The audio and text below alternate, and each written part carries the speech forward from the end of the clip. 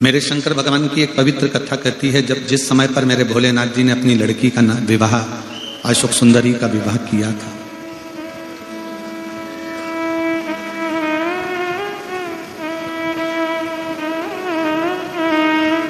तो पार्वती जी ने भगवान शंकर से कहा था कि आपकी लड़की अशोक सुंदरी का विवाह हो रहा है और आपकी बेटी अशोक सुंदरी का जो विवाह हो रहा है, इसको कन्यादान में आप क्या दोगे?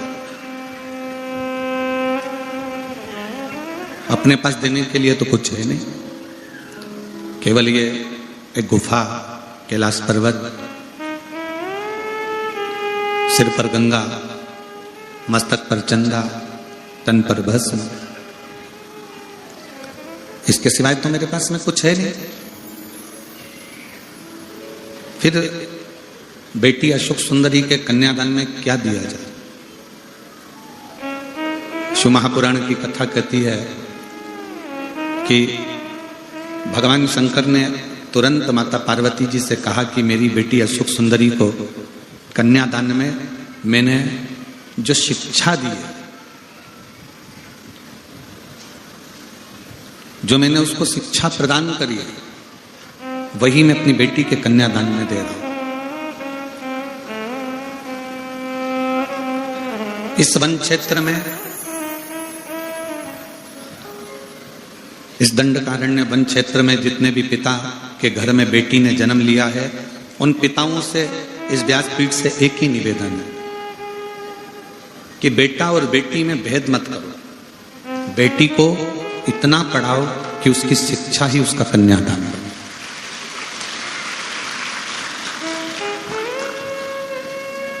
बेटी को आप कोई दहेज दें ना दें, बेटी को आप कोई अलमारी, फ्रिज, कूलर कुछ दें ना दें, पर बेटी को शिक्षा जरूर दो, उसको पढ़ाओ। तुम्हारी दी हुई अलमारी एक दिन अटाले में चली जाएगी, तुम्हारा दिया हुआ फ्रिज एक दिन बिगड़ जाएगा, तुम्हारा दिया हुआ वॉशिंग मशीन एक दिन खराब हो जाएगा, तुम्हारा दिया हुआ एक दिन सोफा सेट फट जाएगा, तुम्हारा दिया हुआ कपड़ा भी बेकार हो जाएगा, तुम्हारा दिया हुआ सोना चांदी भी एक दिन हो सकता है कि कर्जे में डूब जाएगा, पर तुम्हारा दी हुई शिक्षा, तुमने जो बेटी को पढ़ाया है, अच्छा कॉलेज, अच्छा स्कूल बेटी को पहुंचाया है, तुम्हारी वो दी हुई शिक्षा वो कभी ना फटती है, ना कभी बेकार होती है, ना कभी कर्जे में लेकर जाती है। आप बेटियों को शिक्षा दीजिए।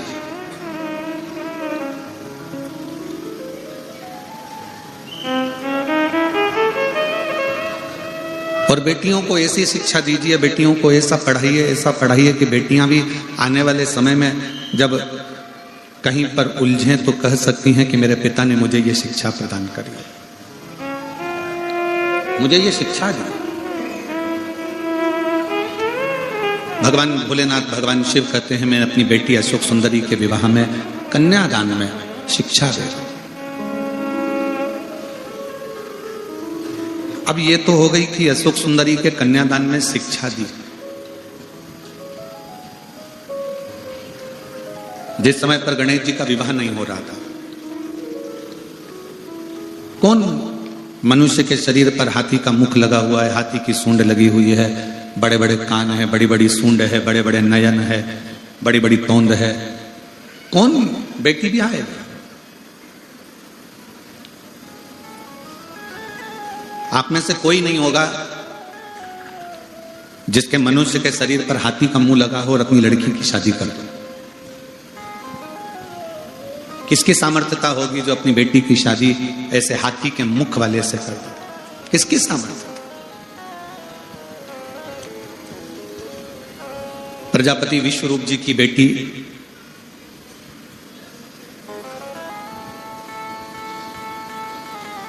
रिद्धि सिद्धि, जिनका विवाह गणेश जी के साथ हो रहा है, क्यों कर रही है? क्या लड़की को ऐसा लड़का पसंद आएगा? क्या लड़की को ऐसे लड़के के साथ में विवाह करना उत्तमता रहेगा जिसका मुख हाथी का लगा हो, शरीर मनुष्य का हो? ऐसे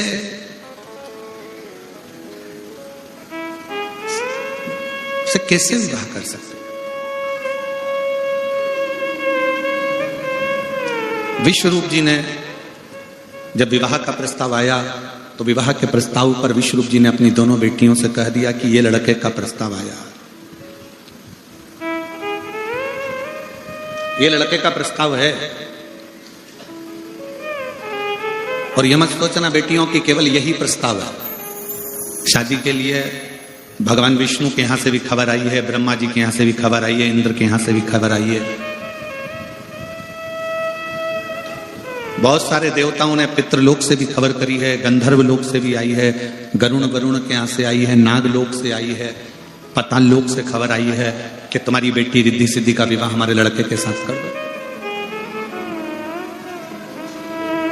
इतने सारे फोटो सामने रख दिए गए, इनमें से जो लड़का तुम्हें पसंद आए हम उसके साथ तुम्हारा विवाह कर देते। तुम ये ना सोचना कि, और देखो नारायण भगवान के यहाँ वैकुंठ है, ब्रह्मा जी के यहाँ ब्रह्मलोक है, नागलोक है, सब कुछ है, इंद्र के यहाँ इंद्रलोक है, पर शंकर भगवान के घर में कोई ऐसा बहुत बड़ा सिंहासन या बहुत बड़ा आभूषण या बहुत बड़ा रतन माणिक मोती हीरा सोना चांदी कुछ नहीं, कुछ भी नहीं। कोई बड़ा महल भी नहीं है, और लड़का भी मनुष्य के शरीर पर हाथी का मुख है, वो भी आप समझ लो।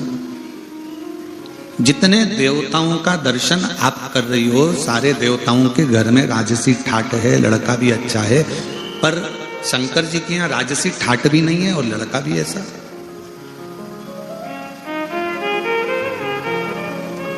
समझ लो, रिद्धि सिद्धि वन में चली गई, पिता विश्वरूप जी को प्रणाम कर वन में।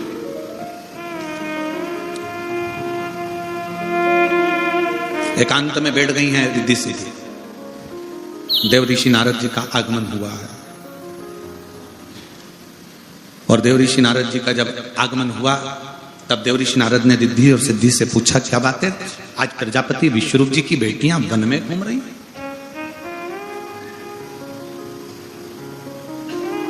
जिस पिता की बेटी कभी अपने घर से ना निकली हो, जिस पिता की बेटी अपने घर से कभी कहीं गई ना हो, उस पिता की बेटी आज वन में घूम रही है। वन में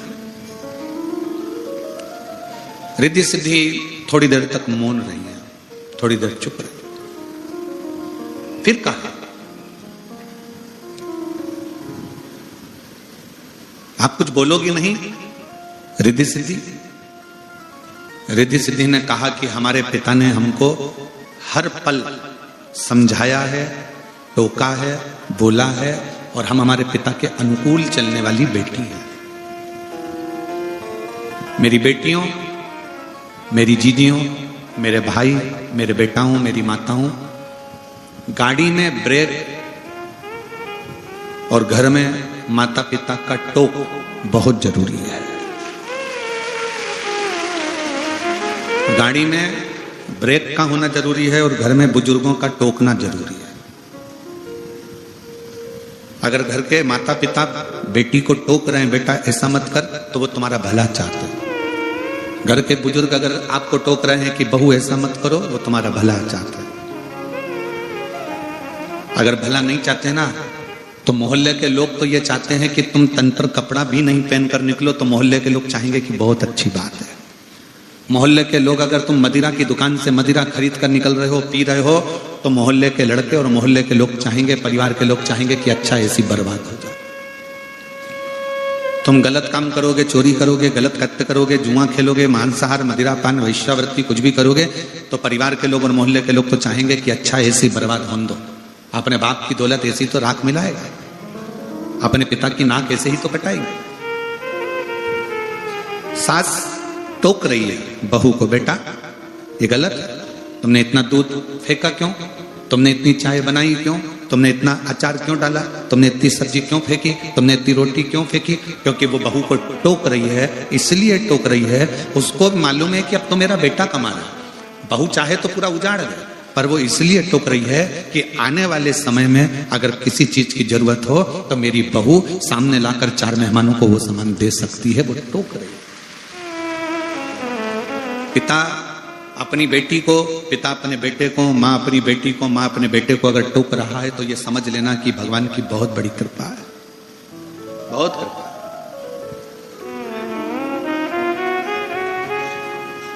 अच्छा एक बात बताओ, गाड़ी में लाइट नहीं होगी, गाड़ी चलेगी कि नहीं चलेगी? जम के तो बोलो जरा, चलेगी ना। गाड़ी में गियर नहीं होंगे, गाड़ी चलेगी कि नहीं चलेगी? चलेगी।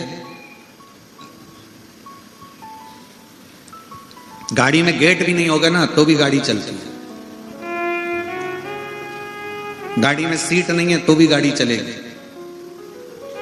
गाड़ी में सब कुछ हो, गियर भी हो, लाइट भी हो, डेकोरेशन भी हो, सब कुछ हो, और गाड़ी में ब्रेक नहीं हो तो गाड़ी चलेगी? जम के बोलो जरा, नहीं। अगर ब्रेक नहीं है तो उस गाड़ी की कोई मोलता नहीं है, भले उसमें गियर हो, भले उसमें लाइट हो, भले उसमें डेकोरेशन हो, सोना चांदी भी जड़वा दो, तो भी गाड़ी में अगर ब्रेक नहीं है तो उस गाड़ी का कोई महत्व नहीं है। उसी तरह हमारे जीवन में तुम कितने सुंदर हो, तुम्हारा व्यापार कितना अच्छा है, तुम कितना अच्छा कार्य कर रहे हो, तुम कितने आगे बढ़ रहे हो, और तुम्हारी जिंदगी में अगर बुजुर्ग माँ बाप की टोक नहीं है तो समझ लो कि तुमने कुछ नहीं कमाया, जिंदगी में आगे बढ़ना। घर की माँ को सास को टोकने दो, घर के ससुर को बोलने दो, जरूरी है। कई बहुओं को बुरा लग जाता है, तुम्हारी मम्मी तो हमारी जरा जरा सी बात में टोकती है, तुम्हारी मम्मी तो जरा जरा सी बात में चिल्लाने बैठ जाती है। बल्कि अपनी पत्नी को समझा कर कहो कि ये बुजुर्ग जब तक हैं तब तक टोकेंगे, और इन्हीं के टोकने से अपन आगे बढ़ते चले जाएंगे, क्योंकि रास्ता क्लियर करने का कार्य।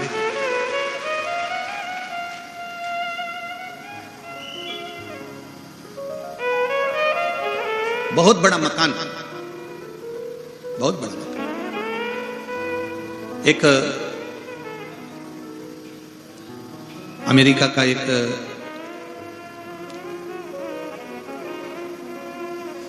इंडियन लड़का,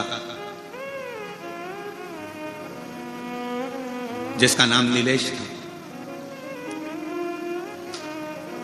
अमेरिका में रह रहा है। उसने अखबार में न्यूज निकलवाई कि मुझको एक बुजुर्ग माता पिता की जरूरत है। नीलेश, जो माता पिता साथ में रहते हों, जो माता पिता मेरे घर में रहे और वो रुचि से मेरे घर में आए। नीलेश ने न्यूज निकलवाई अखबार में, और अखबार की वो न्यूज सब दूर गई कि मुझे बुजुर्ग बूढ़े माँ बाप की जरूरत है, मुझे एक बूढ़े जोड़े की जरूरत है।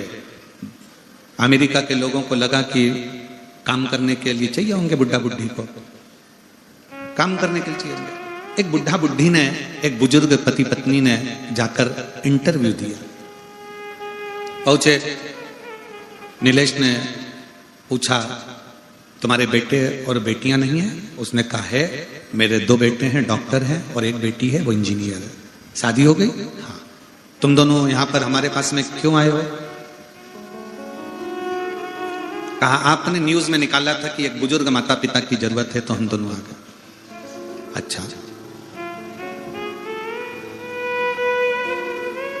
अपने बच्चों के पास क्यों नहीं रहते? वो हमको रखते नहीं। ठीक है। अब बुजुर्ग माता पिता से पूछा उस नीलेश ने कि तुम्हारी तनख्वाह क्या है? तो कहा आप बताओ क्या दोगे, कितनी डॉलर दोगे, क्या दोगे? उसने, नीलेश ने बता दिया। बुजुर्ग माँ बाप ने पूछा अब हमारा काम बता दो कि तुम्हारे बच्चों को संभालना है कि झाड़ू लगाना है कि पोछा लगाना है कि कोई काम करना है। तब नीलेश ने अपनी पत्नी के साथ बैठकर उन बुजुर्ग माँ बाप से कहा कि हमारे माता पिता को मरे हुए 3 महीना हो गया, हमें कोई टोकने वाला नहीं है, तुम दोनों हमें टोकते रहना, इसलिए तुम्हें यहाँ रखा गया। तुमसे ना झाड़ू लगवाना है, ना पोछा लगवाना है, तुमसे ना बच्चे संभलवाना है, ना तुमसे खाना बनवाना है।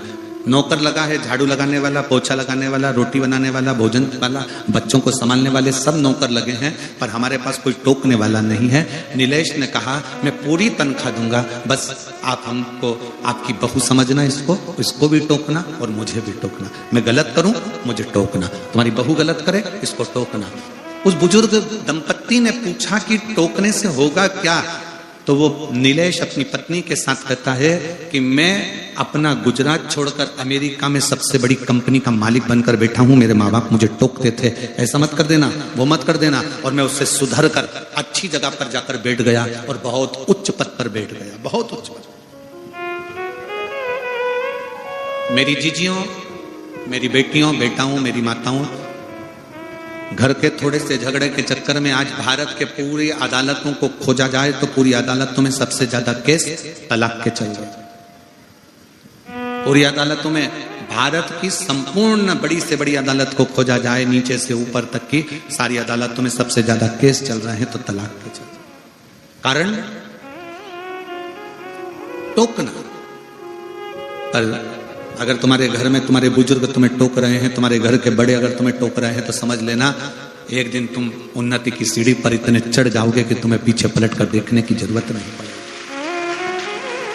पड़ोसी कभी नहीं टोकेंगे तुमको, रिश्तेदार तुमको कभी नहीं टोकेंगे। तुम दारू पियो, नशा करो, रिश्तेदार कभी नहीं टोकेंगे। उनके लड़के तो और कहेंगे अच्छा पी ले ले ले और ले, जुआ खेलो कोई नहीं टोकेगा, गलत काम करो कोई नहीं टोकेगा, रिश्तेदार, नातेदार, मोहल्ले वाले, समाज वाले, परिवार वाले कोई नहीं टोकेंगे, कोई नहीं टोकेंगे। पर घर में आप जब गलत काम करके आओगे तो घर के बुजुर्ग, माँ बाप, या घर की पत्नी, या घर का पति, या घर का बेटा, कोई ना कोई तुमको टोकता है। तुम ये ऐसा मत करो। क्यों? क्योंकि वो चाहते हैं कि आप अच्छे रहो, समाज के